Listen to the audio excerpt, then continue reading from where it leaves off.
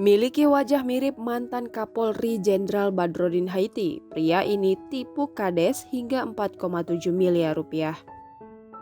Tindak kejahatan terus terjadi.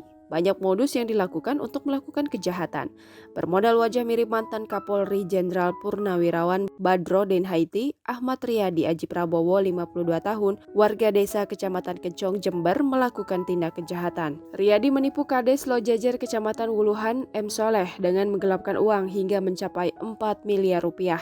Riyadi melakukan kejahatannya tidak sendiri, namun bersama dengan Fitroni Ramadhani, warga desa Tanggul Kulon, Kecamatan Tanggul, lelaki yang akrab disapa Gus Dani itu pula yang menjadi otak kejahatan tersebut. Kasus penipuan dan penggelapan itu dirilis oleh Polres Jember dan Polsek Wuluhan di Mapolsek Wuluhan pada Rabu 26 Mei 2021. Wakapolres Jember, Kompol Kadek Ari Mahardika menuturkan dugaan penipuan dan penggelapan itu terjadi dalam rentang waktu Mei 2020 hingga April 2021. Peristiwa itu bermula saat tersangka bernama Dani meminta Riyadi mengaku sebagai mantan Kapolri Jenderal Pol Purnawirawan Badrodin Haiti. Kemudian keduanya mendatangi M. Soleh yang menjadi Kades Lojajer Wuluhan. Imasco merupakan sebuah pabrik semen yang terletak di Kecamatan Puger.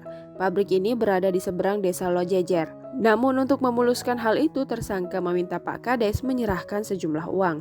Proses itu berlangsung sejak Mei 2020 lalu, namun hingga bulan April 2021 janji tersebut tidak kunjung terpenuhi. Akhirnya Soleh curiga.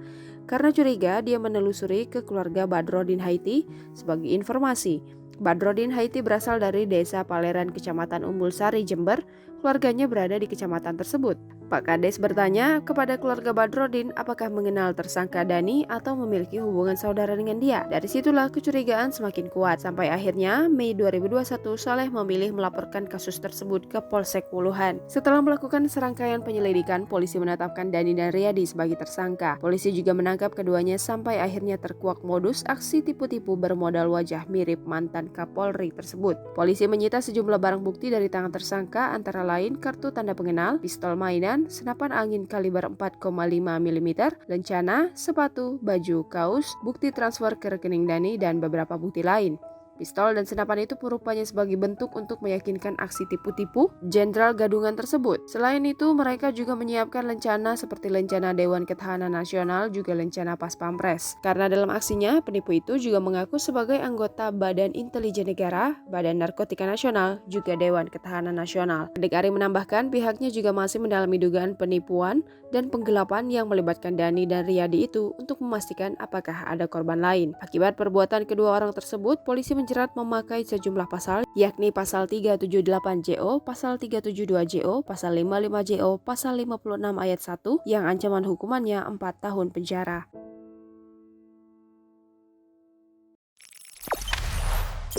Jangan lupa subscribe, share, komen, dan like ya.